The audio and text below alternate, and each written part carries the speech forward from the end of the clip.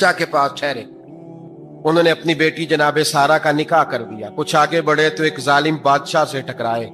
اس نے ایک شہزادی ایک بادشاہ کی بیٹی قید کی ہوئی تھی, جناب ہاجرہ نام تھا.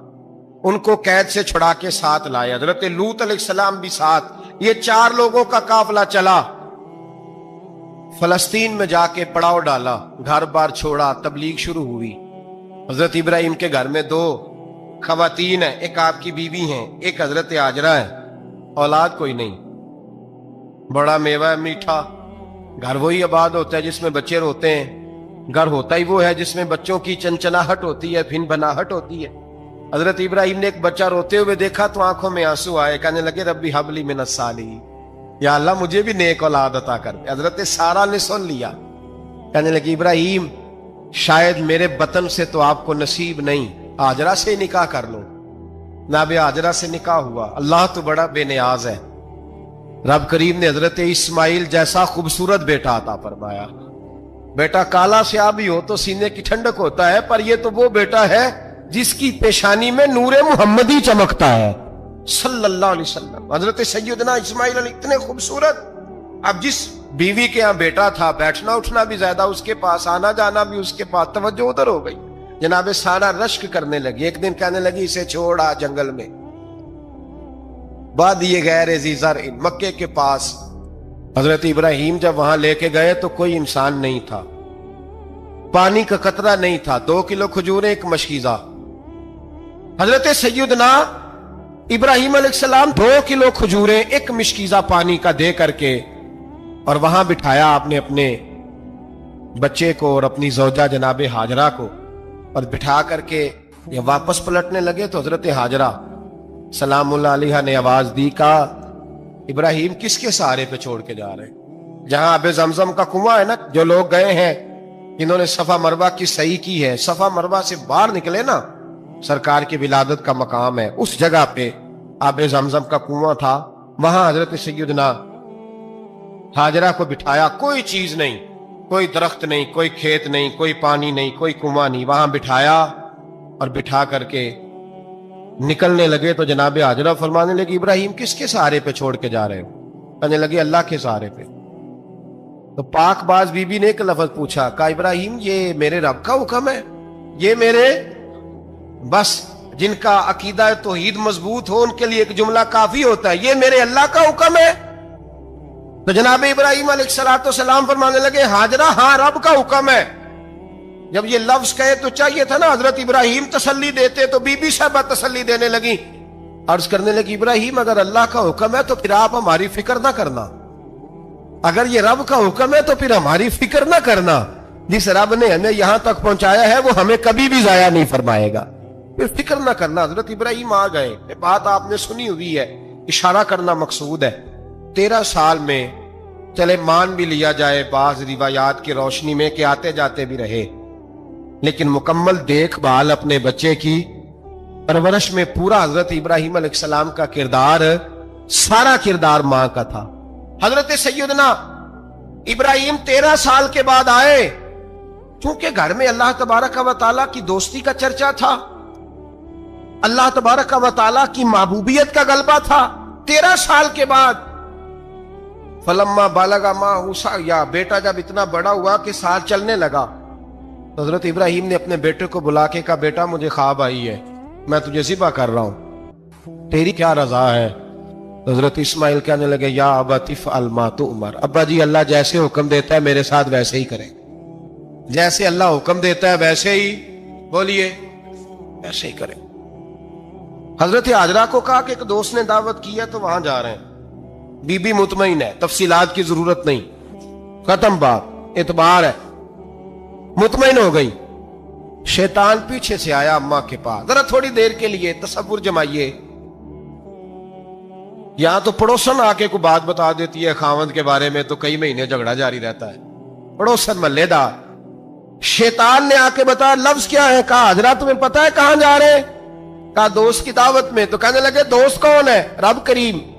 اور ابراہیم کا خیال ہے کہ اس رب نے مجھے حکم دیا ہے کہ میں ذبح کروں.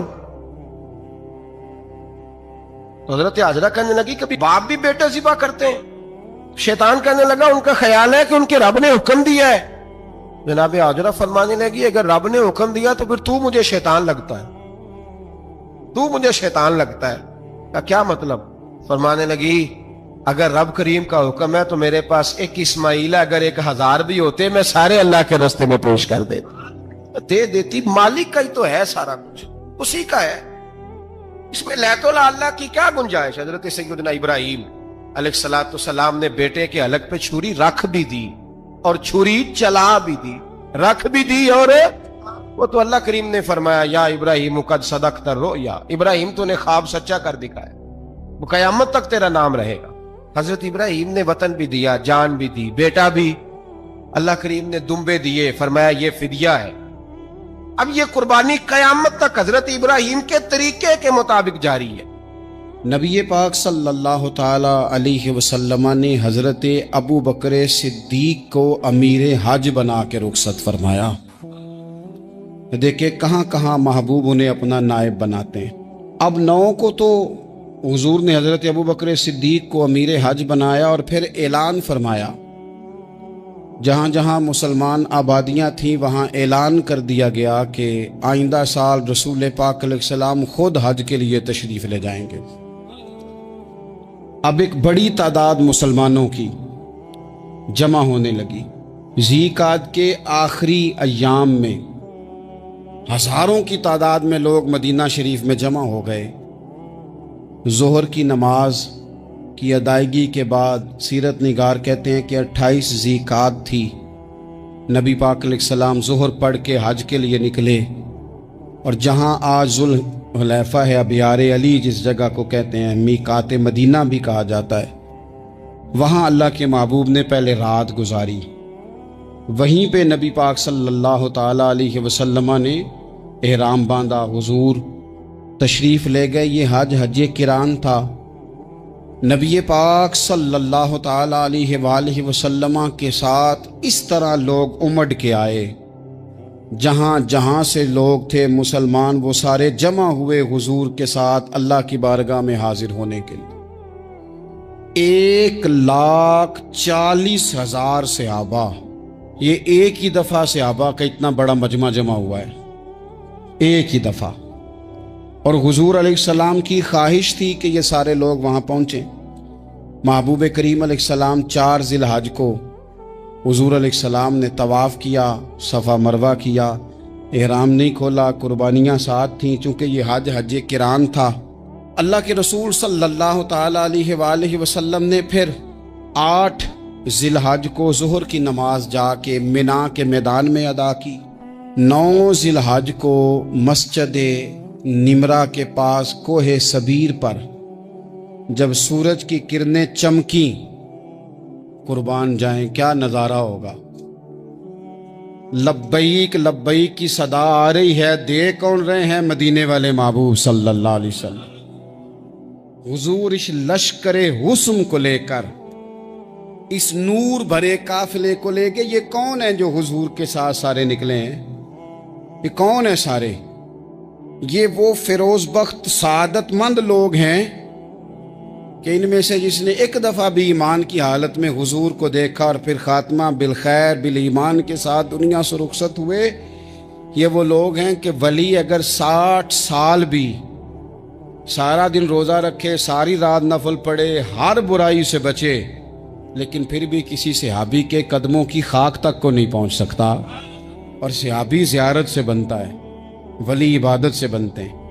نبی پاک صلی اللہ تعالی علیہ وسلم کے وہ سارے صحابہ کون ہیں؟ الصحابہ النجوم، یہ حضور کی چاروں جانب یہ چمک رہے ہیں، انہیں خود میرے نبی پاک نے ستارے فرمایا ہے۔ ایک سمت علی، ایک سمت عمر، صدیق ادھر، عثمان ادھر۔ ان جگمگ جگمگ تاروں میں بھلا مہتاب کا عالم کیا ہوگا؟ اور ہر کوئی فدا ہے بن دیکھے تو پھر دیدار کا عالم کیا ہوگا؟ تو نبی پاک صلی اللہ علیہ وسلم نے یہ وہ موقع تھا، 9 ذی الحج میدان عرفات، حضور صلی اللہ علیہ وسلم نے ظہر کی نماز ادا فرمائی، اور پھر کچھ توقف کے بعد حضور کے لیے اونٹنی پر کجاوا سجایا گیا۔ حضور اپنی کسوا نامی اونٹنی پر سوار ہوئے، میرے محبوب نے خطبہ دینے کا ارادہ فرمایا۔ रब करीम ने इरशाद फरमाया अल-यौम अकमलतु लकुम दीनकुम, आज मैंने तुम्हारे लिए तुम्हारा दीन मुकम्मल कर दिया है। मुकम्मल हो गया दीन, इसके बाद कोई और दीन नहीं आएगा। इस आयत ने बता दिया कि हुजूर आखिरी नबी हैं, दीन मुकम्मल हो गया। अब किसी और पैगंबर की, रसूल की, दीन की, किताब की ज़रूरत बाकी, आज मैंने तुम्हारे लिए तुम्हारा दीन मुकम्मल कर दिया। और क्या खूबसूरत लफ्ज़ हैं कुरान पाक में, फरमाया व अतममतु अलैकुम नेमती, और आज मैंने तुम पर अपनी नेमतें तमाम कर दी हैं, नेमतें मुकम्मल कर दी। व रदीतु लकुमुल इस्लाम दीना, और अल्लाह फरमाते हैं मैंने तुम्हारे लिए दीन इस्लाम को पसंद किया है, ये मेरी रिज़ा है, ये दीन इस्लाम तुम्हारे लिए पसंद किया है। कोई बंदा सारी ज़िंदगी मखलूक की खिदमत करे, सारी ज़िंदगी रस्तों से कांटे उठाए, सारी ज़िंदगी खैर का काम करे, किसी को तकलीफ़ ना दे, लेकिन अगर मुसलमान नहीं ना, अगर कलमा नहीं ना पढ़ता, तो उसकी सारी उम्र की खैर भी किसी काम की नहीं। इसलिए कि रब फरमाता है जड़ दीन इस्लाम है, जड़ होगी तो फिर शाखें कबूल की जाएंगी ना। तो अगर जड़ ही सिरे से नहीं है तो खैर करने का माना। कुछ लोग कुफार की, मुशरिकीन की तारीफ करते हैं कि जनाब बल्ले बल्ले इतने वेलफेयर काम हो रहे हैं, तो याद रखो सबसे ज़रूरी जड़ है। कुरान पाक में रब ताला ने मुनाफिकीन, मुशरिकीन और कुफार के आमाल की बुनियाद इस तरह की बताई है कि जिस तरह पत्थर पर थोड़ी गर्द पड़ जाए, जरा हवा का झोंका है या बारिश आए तो पत्थर साफ का साफ हो जाता है।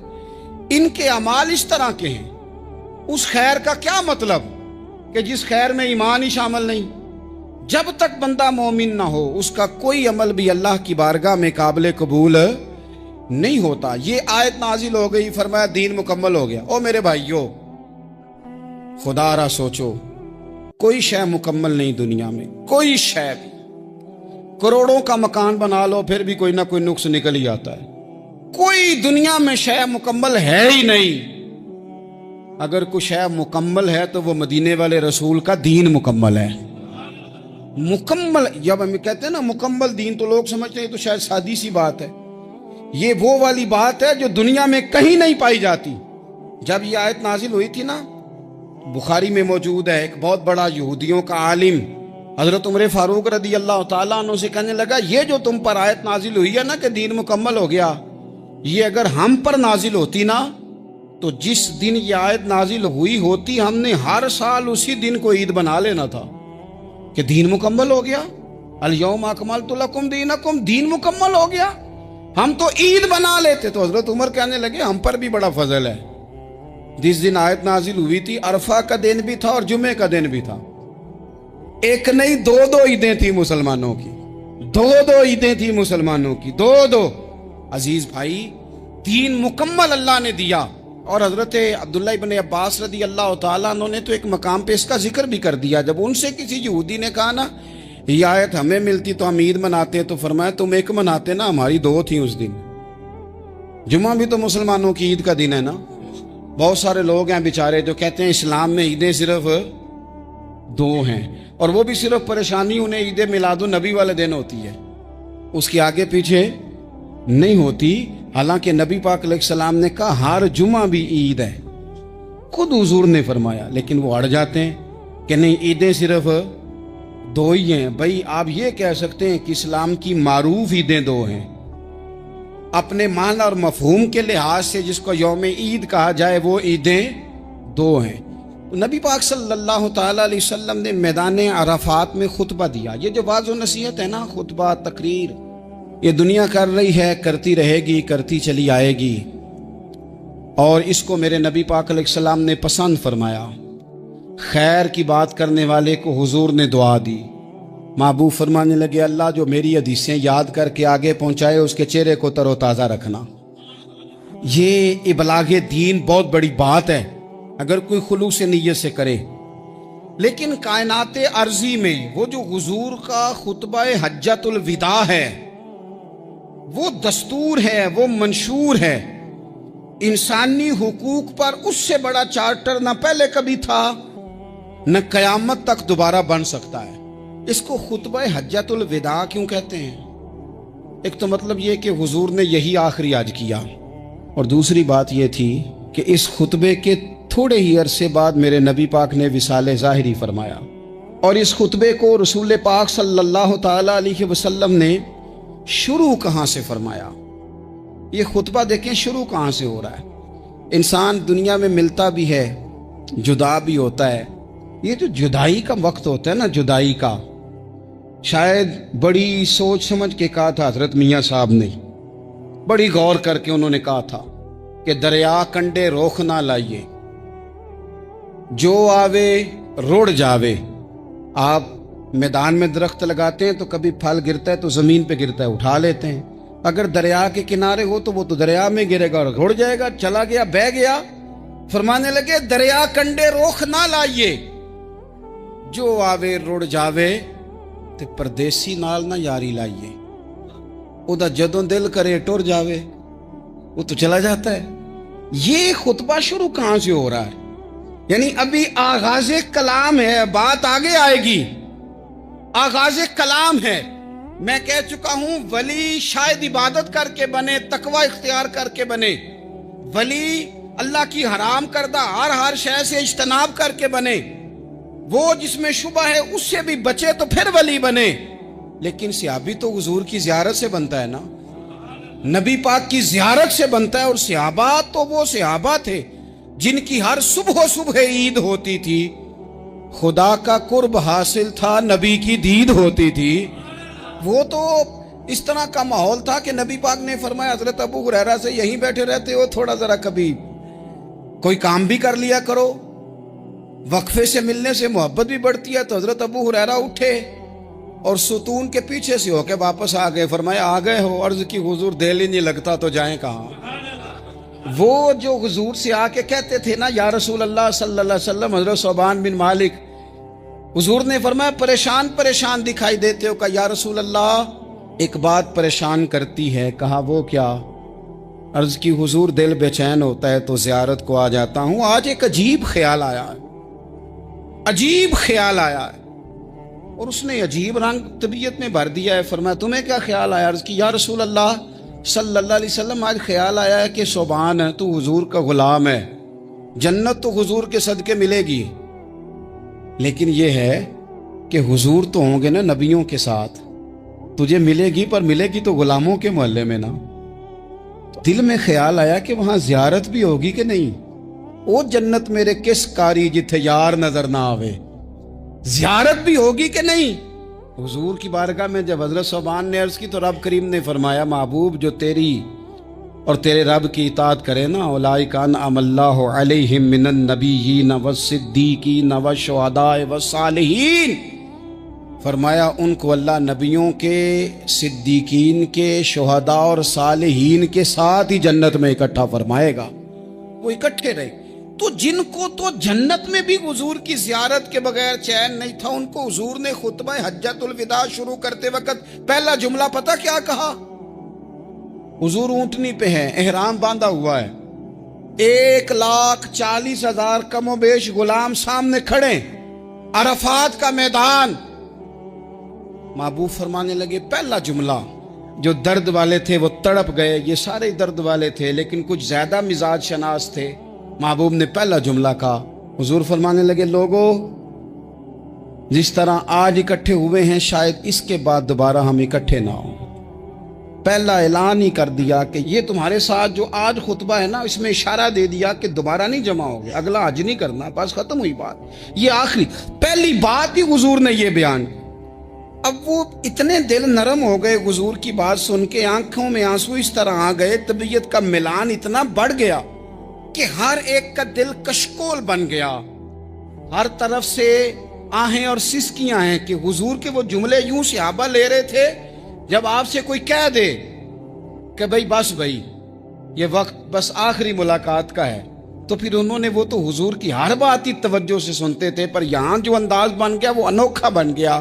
فرمایا شاید دوبارہ ملاقات نہ ہو۔ پھر میرے کریم محبوب صلی اللہ تعالی علیہ وسلم نے فرمایا جس طرح تمہارے لیے یہ شہر حرمت والا ہے، مکہ حرمت والا ہے نا، ایک نیکی کرو تو مکے میں 1,00,000 کا ثواب، حرم مکہ میں ایک گناہ کرو تو وہ بھی 1 लाख लिखा जाता है, हुर्मत वाला है, बड़ी इज्जत वाला है। फरमाया जिस तरह ये घर इज्जत वाला है काबा, जिस तरह ये शहर इज्जत वाला है, फरमाया जिस तरह आज का दिन हुर्मत वाला है। मुसलमानों, मैं तुम्हें बता के जा रहा हूं, तुम्हें समझा रहा हूं, इसी तरह मैंने तुम सब पर एक दूसरे के माल और इज्जत को हुर्मत वाला कर दिया है। और सहाबा को ना हुजूर ने पहले ये सबक पूरा हुजूर ने पूछा, ये भी जरा कमाल है, ये बुखारी मुस्लिम की हदीस है।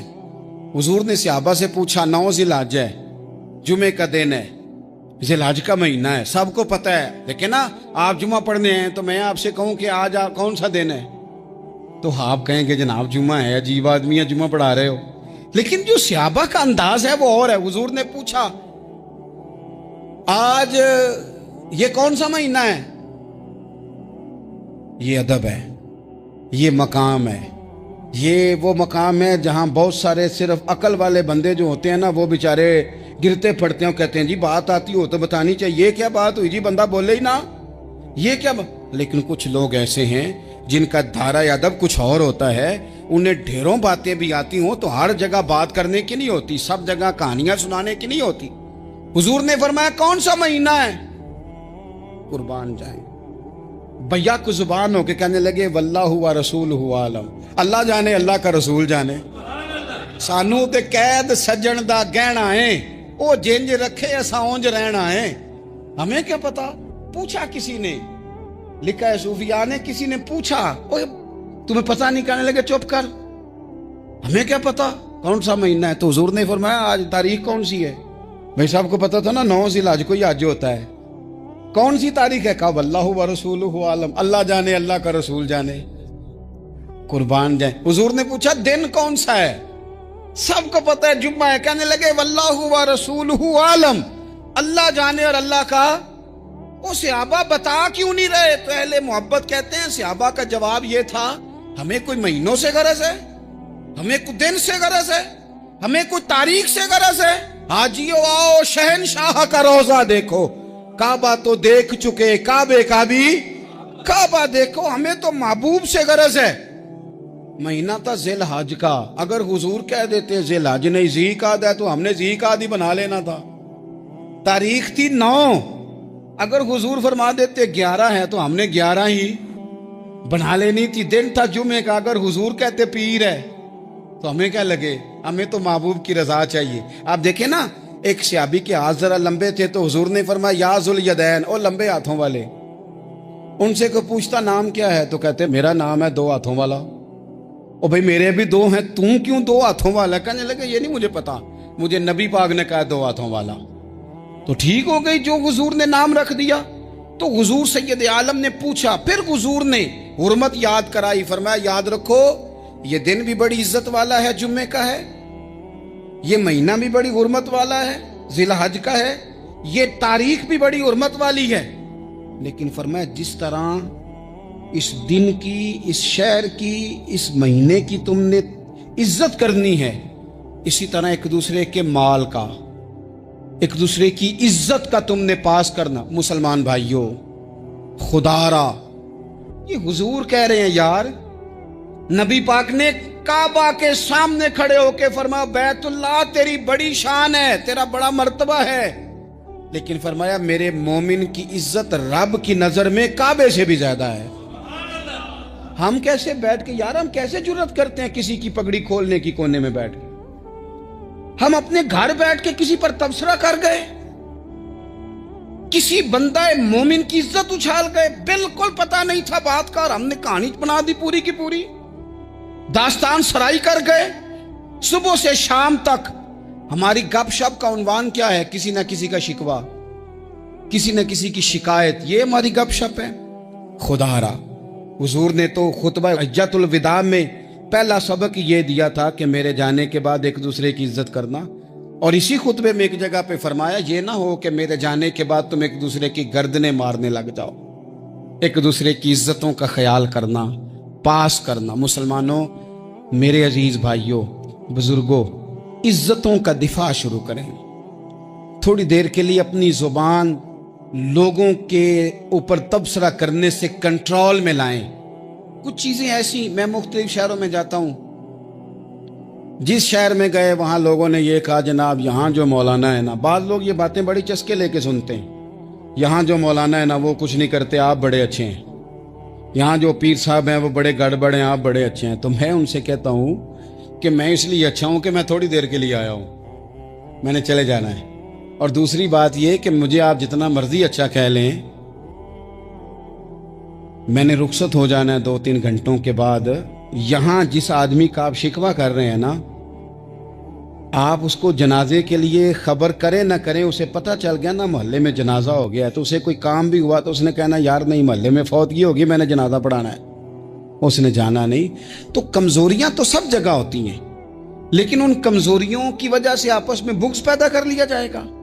और फिर कमाल बात है ना कि अपनी सारी कमजोरियों समेत अपने आप से प्यार है, अपने आप से मोहब्बत है, और दूसरे की एक का पता चल जाए तो हमें घिन आने लग जाती। तो हुजूर ने खुतबा हुज्जतुल विदा के मौके पर यह बात इरशाद फरमाई। दूसरा, हुजूर ने फरमाया लोगों याद रखना, ये खुतबा हज्जतुल विदा में नबी पाक ने फरमाया, ये हुजूर खुतबा दे रहे हैं, और उस वक्त दे रहे हैं जब हुजूर सहाबा को बता चुके हैं कि ये आखिरी मुलाकात है। जो दूर दराज से आए हैं उनको बताया है कि ये मेरी तुम्हारी जो मजलिस है, जो महफिल है, जो तुमसे बात हो रही है, ये आखिरी है। महबूब फरमाने लगे लोगों याद रखना कयामत कायम होगी।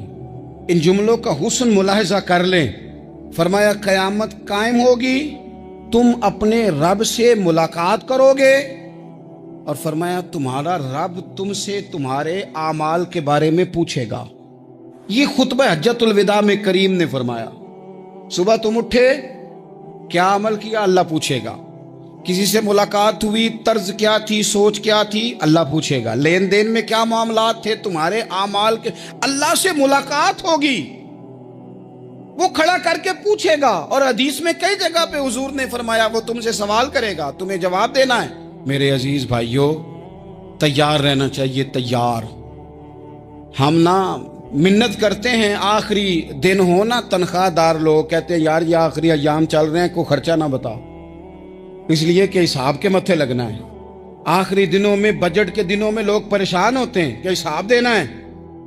जब रब से मुलाकात करेंगे और वो हिसाब मांगेगा, कितना मुश्किल काम है। और एक मकाम पे हुजूर ने फरमाया जिससे अल्लाह ने हिसाब मांगा वो तो उलझ गया, दुआ करो वो हिसाब मांगे ही ना, बेहिसाब ही बख्शिश फरमा दे।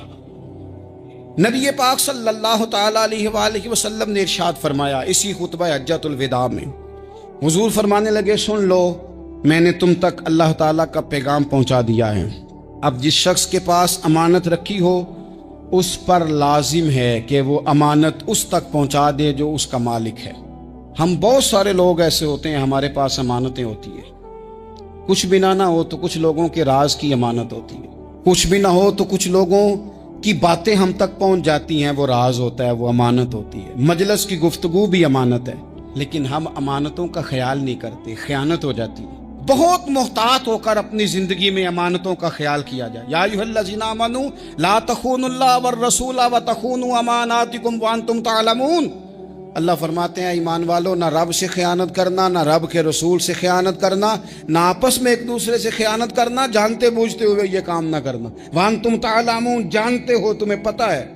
कभी भी बददियानती का मुजाहरा न करें अपनी जिंदगी में, कभी भी। और ये भी याद रख लें, बच्चों को क्या पता कि हमारा अब्बा हलाल ला रहा है कि हराम ला रहा है। आप ला रहे हैं ना, तो वो तो बेचारे भोलेपन में खा रहे हैं, तो हिसाब आपने देना है। जिन्ना ली तू पाप कमाए हुन किथे नहीं हो तेरे घर दे, बुला ना। तो बच्चों का तो ये मामला है भाई, अल्लाह माशाल्लाह कि वो वक्त पे ही, शादी के 10-15 दिन के बाद ही उनको पैगाम मिल जाता है कि अगर हमारा अलहदा घर हो तो मैं मर्जी से सजाऊं, तो मैं मर्जी से संवारूं, तो मेरा कोई मतलब अपना सिलसिला हो, तो बड़े टाइम पे सारी बातें शुरू हो जाती हैं। वो तो मामला ही बिल्कुल और है। तो बिल्कुल किसी भी अमानत में कभी भी खयानत करने की कोशिश न करें। और याद रखें, माले हराम जहां आता है वहां बड़ी तबाही आती है। जहां लोग अध्यानत हो जाते हैं वहां मामलात बड़े खराब हो जाते हैं। अल्लाह तबारक व तआला दयानतदारी की तौफीक अता फरमाए। हुजूर ने खुतबा हज्जतुल विदा के मौके पर फरमाया मैंने आज जाहलियत के सारे सूद खत्म कर दिए। नबी पाक मैदान अरफात में खड़े होकर फरमाने लगे जिस बंदे ने भी کسی سے پیسے لیے ہیں وہ اصل رقم دے گا، زائد نہیں دے گا۔ حضور کے بڑے قریبی تھے ایک، فرمایا انہوں نے بھی کچھ لوگوں سے پیسے لیے ہوئے، چونکہ وہ سب لوگ کرتے تھے، حرام ہی نہیں تھا۔ فرمایا میں ان کو بھی حکم دیتا ہوں کہ یہ اصل رقم وصول کریں گے، کسی سے ایک پائی بھی زیادہ وصول نہ کریں گے۔ نبی پاک صلی اللہ تعالی علیہ وسلم نے خطبہ حجۃ الوداع میں ایک باریک بات حضور نے بھی، یہ آپ نے ضرور سمجھنی ہے، بالخصوص جو لوگ تھوڑا دین پر عمل کر رہے ہیں، جن کا لبادہ مذہبی ہو گیا، جنہیں لوگ حضرت صاحب، قاری صاحب، علامہ صاحب، مفتی صاحب، حاجی صاحب، بزرگوں کہہ کے بلاتے ہیں، وہ اس پر توجہ کریں۔ میرے نبی پاک صلی اللہ علیہ وسلم نے خطبہ حجۃ الوداع کے موقع پہ ارشاد فرمایا، لوگو شیطان اب مایوس ہو گیا ہے، وہ تم سے بتوں کی پوجا نہیں کرا سکے گا، ہاں وہ تمہیں چھوٹے چھوٹے گناہوں میں مبتلا کرے گا، وہ تم سے چھوٹے چھوٹے عیب کرائے گا، تم سمجھو گے یہ تو غلطی کوئی نہیں، فرمایا اس سے بچ کے رہنا۔ اب وہ مایوس ہو گیا، بتوں کی پوجا نہیں کرا سکتا، تمہیں اپنی پوجا نہیں کرا سکتا، لیکن چھوٹی چھوٹی غلطیاں، ایک مقام پہ فرمایا نا، چھوٹا گناہ ہونا تو مومن اسے پہاڑ سمجھتا ہے، اتنا بڑا ہو گیا، اور منافق کہتا ہے یہ تو کچھ بھی نہیں۔ تو اپنی زندگی کے اندر چھوٹی چھوٹی کوتاہیاں، حضرت سعدی فرمایا کرتے تھے سیلاب اچانک نہیں آتے، پہلے چھوٹا سا سوراخ ہوتا ہے دریا کے کنارے، اسے بند نہ کیا جائے پھر بڑا ہو جاتا ہے، پھر وہ ٹائم آتا ہے کہ بند ٹوٹ جاتا ہے، بستیاں ڈوب جاتی ہیں۔ پہلے چھوٹا گناہ انسان کرتا ہے، چھوٹا، پھر اس سے آگے بڑھتا جاتا ہے اور بڑی بڑی غلطیاں ہوتی ہیں۔ اللہ تبارک و تعالی ہمیں رائی کے دانے کے برابر بھی غلطی کرنے سے محفوظ فرمائے۔ نبی پاک صلی اللہ تعالی علیہ وسلم نے اسی موقع پر ارشاد فرمایا، لوگو اللہ سے ڈرتے رہنا، اور میں تمہیں عورتوں کے ساتھ بھلائی کی وصیت کرتا ہوں۔ فرمایا رب نے تمہیں اختیار دیا ہے، عورتیں تمہارے سپرد کی ہیں، ان سے اچھا سلوک کرنا۔ فرمایا اگر کبھی کوئی ان پر تمہیں سختی کرنی بھی پڑے تو اتنی کرنا جتنی ان کی غلطی ہو، ان سے درگزر کرنا، ان سے پیار کرنا۔ اسلام نے خاتون کو باقاعدہ حقوق دیے، باقاعدہ۔ صحیح بخاری میں حدیث ہے، یہ جو نوجوان ہیں، مطالعہ کرنے والے، پڑھنے سننے سمجھنے والے، یاد رکھا کریں ان چیزوں کو۔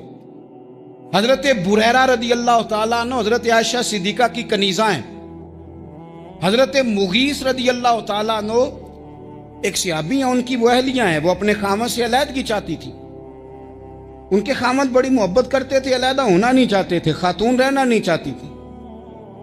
انہوں نے بڑی سفارشیں کرائیں کہ میرا خامد، میری بیوی مجھ سے صلح کر لے، حالانکہ وہ خاتون کنیز ہیں، خادمہ ہیں، کوئی بڑے قبیلے سے بظاہر تعلق نہیں۔ بالآخر انہوں نے گزارش کی، سیدہ عائشہ صدیقہ رضی اللہ تعالیٰ عنہ سے کہا، کچھ اور ذرائع اختیار کیے۔ حضرت مغیث نے رضی اللہ تعالیٰ عنہ، ان کے شوہر نے، کہ نبی پاک علیہ السلام کی خدمت میں عرض کریں، حضور میری سفارش کریں کہ یہ مجھ سے صلح کر لیں۔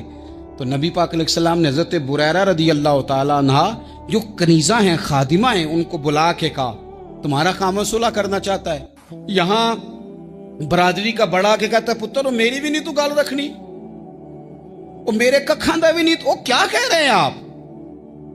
اللہ نے اسے حق دیا ہے، اور جسے حق اللہ دے اس کا رسول دے، اس سے کون ہوتا ہے کوئی حق چھیننے والا؟ نبی پاک صلی اللہ علیہ وسلم نے حضرت بریرہ سے کہا تمہارا خامد صلح کرنا چاہتا ہے اور وہ روتا ہے تمہارے لیے، اور اس نے بڑی سفارشیں کی ہیں، تم اس سے صلح کر لو۔ حضرت بریرہ رضی اللہ تعالیٰ عنہ عرض کرنے لگی، یا رسول اللہ صلی اللہ علیہ وسلم آپ جو حکم کریں میں حاضر ہوں، ایک بات پوچھ سکتی ہوں؟ ایک گزارش کر لوں؟ ایک صرف حضور میرا بولیا چولیا معاف کری، ایک بات کر لوں؟ تو کہا کرو۔ عرض کی یا رسول اللہ یہ آپ کا حکم ہے یا مشورہ ہے؟ یہ محبوب کی بات ہے، محبوب کی۔ کوئی بزرگ کیوں جبر کرتا ہے کسی پہ؟ کوئی حضرت شیخ کیوں کہتے ہیں زبردستی عورت کو کہ تو جا؟ نبی پاک صلی اللہ علیہ وسلم نے فرمایا صلح کر لے۔ یا رسول اللہ ایک بات عرض کروں؟ کرو۔ حضور حکم ہے کہ مشورہ ہے؟ تو نبی پاک نے فرمایا نہیں، مشورہ ہے۔